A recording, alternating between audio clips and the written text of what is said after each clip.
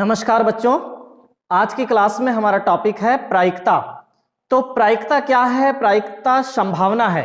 हम कुछ उदाहरण लेते हैं कि संभवतः आज वर्षा होगी। संभावना व्यक्त की जा रही है कि आज वर्षा होगी।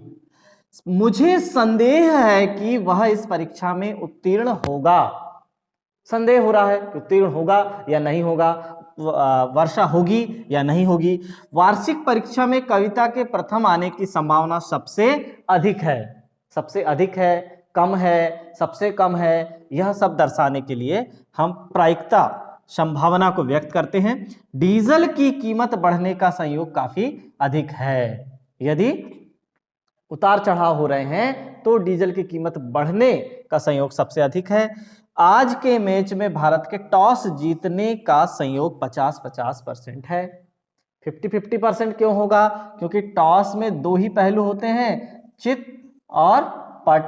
तो या तो चित आएगा या पट आएगा। तो दोनों के परसेंटेज कितने कितने होंगे? दोनों की संभावना 50-50% होगी। तो वास्तव में संभवतः, संदेह, संयोग, संभावना आदि व्यक्त करना। तो जानेंगे कि प्रायिकता का विकास कैसे हुआ। तो समझिए कि 1654 ईस्वी में सेवेलियर डी मेरे नाम का एक जुआरी किनके पास पहुंचा? ब्लेज पास्कल के पास पहुंचा, अपने पासे की समस्याओं को लेकर। कि पासे की विभिन्न प्रकार की समस्याएं उन्होंने ब्लेज पास्कल के पास रखी। ब्लेज पास्कल को यह बड़ा ही इंटरेस्टिंग लगा और उन्होंने इस काम को इंटरेस्ट के साथ किया और उन्होंने इस बात को शेयर किया पियरे दी। और ब्लेज पास्कल के द्वारा प्रायिकता के क्षेत्र में जो भी कार्य किया गया वह कार्य ही कहलाता है प्रायिकता सिद्धांत। चलिए एक प्रयोग लेते हैं कि एक सिक्के को हम 10 बार उछालते हैं।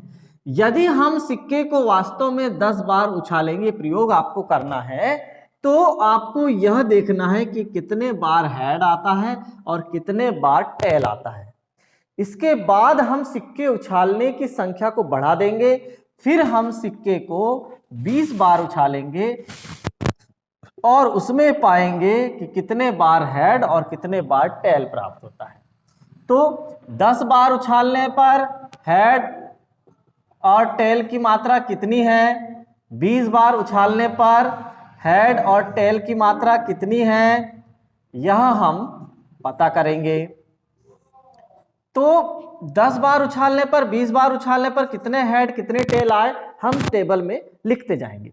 जैसे जैसे हम सिक्के उछालने की संख्या को बढ़ाते जाएंगे तो हम यह पाएंगे कि चित आने का परिणाम बटे सिक्का उछालने के कुल परिणाम का मान सदैव 0.5 के निकट प्राप्त होगा। अधिक मानों को यदि हम लेंगे तो ये जो मान आएगा 0.5 के निकट होगा, या पट आने का परिणाम या अनुकूल परिणाम बटे कुल परिणाम, यह मान भी हम लेंगे तो हमें प्राप्त होगा लगभग 0.5। इसका मतलब हमारे पास एक सूत्र की उत्पत्ति हो रही है। तो हम एक सिक्के को उछालें, एक सिक्के को उछालने पर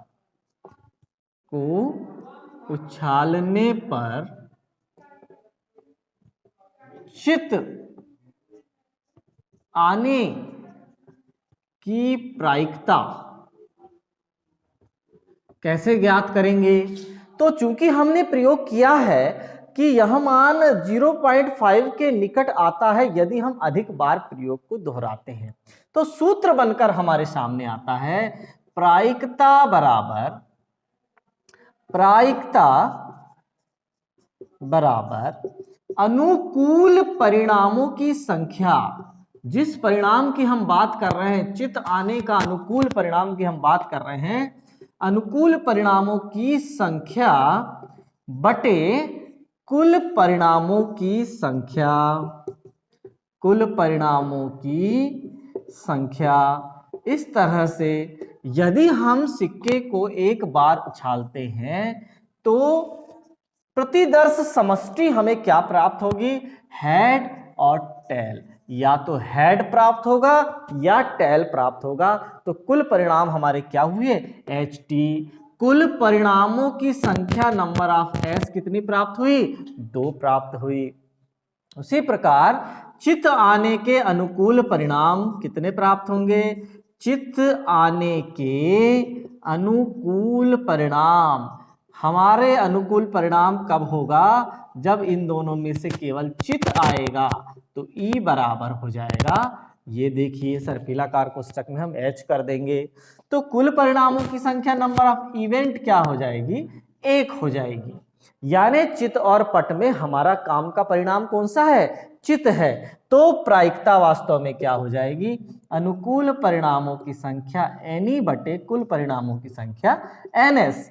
अनुकूल परिणामों की संख्या हमारी यहाँ 1 है और कुल परिणामों की संख्या हमारी यहाँ 2 है। तो हमारी प्रायिकता का मान आया 1/2।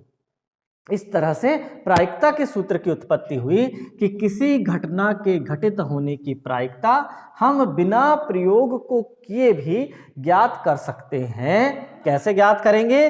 अनुकूल परिणामों की संख्या बटे कुल परिणामों की संख्या से। उदाहरण नंबर 1 लेते हैं। एक सिक्के को 1000 बार उछालने पर निम्नलिखित बारंबारताएं प्राप्त होती हैं। क्या प्राप्त हो रहा है? चित्त 455 बार प्राप्त होता है और पट 545 बार प्राप्त होता है। तो हम यहां लिखेंगे चित्त आने के अनुकूल परिणाम, चित्त आने के अनुकूल परिणामों की संख्या कितनी है? कितने बार चित्त आया? तो number of H is equal to 455। Head जो आया है 455 बार आया है। तो हम यहां पर लिखेंगे चित्त आने की प्रायिकता क्या होगी? अनुकूल परिणामों की संख्या, अनुकूल परिणामों की संख्या बटे कुल परिणामों की संख्या। तो वास्तव में चित्त आने के अनुकूल परिणाम कितने हैं? या तो हम इसे नंबर ऑफ इवन भी लिख सकते हैं, पहला इवेंट की बात हम कर रहे हैं। तो देखिए ये number of even upon number of S. तो कुल परिणाम वास्तव में कितने हैं? यहाँ पर हम लिख देंगे सबसे पहले हल में तो हम कुल परिणाम ही लिखें।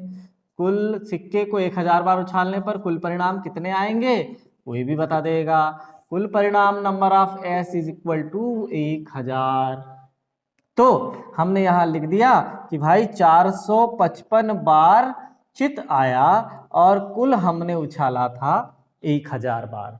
तो हम इसे भाग करके भी लिख देंगे 0.455। देखिए लगभग 5 के निकट है ना प्रायिकता 0.5 के।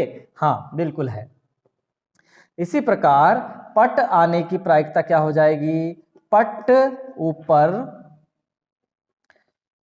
ऊपर आने के अनुकूल परिणामों की संख्या वास्तव में कितने हैं? कितने परिणाम हैं पट ऊपर आने के? नंबर ऑफ E2 ले लीजिए इसको। कितने हैं? 545 हैं। 545 है तो हम इसको लिख देंगे अनुकूल परिणामों की संख्या कितनी है? तो प्रायिकता बराबर NE2 बटे NS। तो मान यहां रख देंगे तो क्या प्राप्त होगा हमें? NE2 का मान कितना है? 5455 है और NS का मान कितना है? 1000 है। तो जब हम इसे हल करेंगे तो हमें प्राप्त हो जाएगा 0.455। इस तरह से, सॉरी 545 है, तो 545 है, तो यहाँ 545 तो 0.545, ये हमारा आंसर आ गया। अब हम लेते हैं अगला प्रश्न। साथ ही हम यह भी सिद्ध कर पाएंगे कि चित्त आने की प्रायिकता 0.455, पट आने की प्रायिकता 0.545 का योग कितना होगा? 1.000, अर्थात 1 होगा। तो सभी संभव प्रायिकताओं का योग सदैव 1 होता है।